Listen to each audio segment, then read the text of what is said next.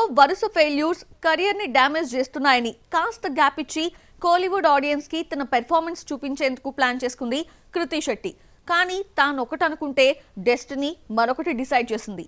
ఈ year ending తనదే అని ఆనందపడే లోపే తమిళ ఎంట్రీపై అడ్డంకులు క్రియేట్ అయ్యాయి.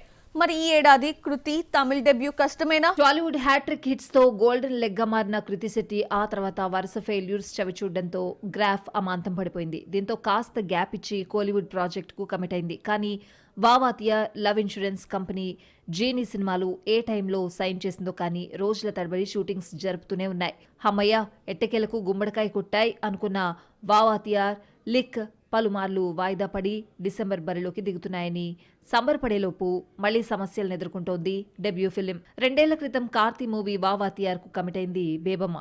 ఈ సినిమాతో గ్రాండ్ ఎంట్రీ దొరుకుతుంది అనుకుంటే బొమ్మ షూటింగ్ దశ నుండి వాయిదా పడుతోంది.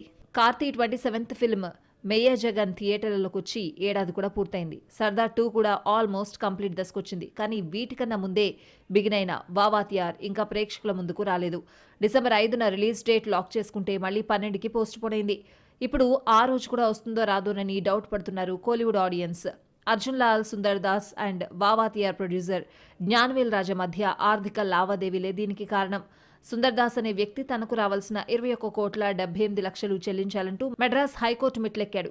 ఈ సమస్య తీరితే ఈ సినిమాకు రూట్ క్లియర్ అయ్యే ఛాన్స్ ఉంది. లేదంటే సినిమా రావడం కష్టమే అంటున్నాయి కోలీవుడ్ వర్గాలు. ప్రదీప్ రంగనాథన్తో తెరకెక్కుతున్న లవ్ ఇన్సూరెన్స్ కంపెనీ కూడా 2 ఏళ్లుగా షూటింగ్ జరుపుకుని మొన్నీ మధ్య కంప్లీట్ చేసుకుంది. దీని వెనుక స్టార్ట్ అయిన డ్యూడ్ దీపావళికి వచ్చి మంచి హిట్ నమోదు చేసింది.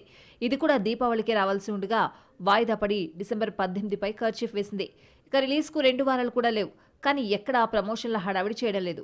విఘ్నేష్ శివన్ భార్య పిల్లలతో కనిపిస్తున్నాడు. కానీ ఈ సినిమా ఊసేతడం లేదు. దీంతో సినిమా రిలీజ్ ఉందా లేదా అనే డౌట్ కలుగుతోంది. ఇక జీనీ నుండి జస్ట్ సాంగ్ తప్ప మరో అప్డేట్ లేదు. ఈ ఏడాది అయిపోయే లోపు కృతి తమిళ తంబిల్ను పలకరిస్తుందా లేదా చూడాలి.